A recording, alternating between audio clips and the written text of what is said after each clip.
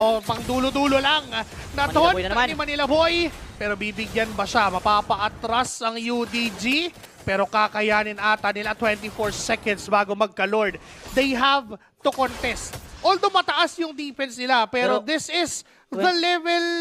Ano na yan? Level 4. Level 5 actually. Level 5 Lord na to. Ay, hindi. 4 lang. 4 lang. 2 and 1. 20-minute Lord.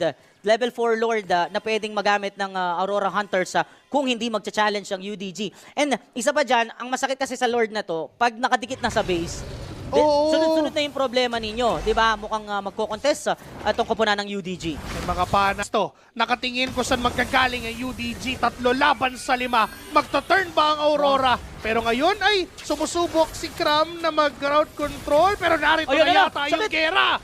Ayan na nga po, Teddy Cutie nagpaula na ng bala sa kanyang Death Sonata. Saktong-sakto yung Lord natin. Quarter HP na lang, AOG, walang tinamaan at sila X ang makakakuha ng Lord. Nasaktan pa ng todo sa gitna itong si Manila Boy, pero sila Luz. Gusto na tapusin ang laban. Sapat ba ang kanyang minions? Nakakapitan pero lumabas yung Lord. Kasabay na rin naman malaking minion.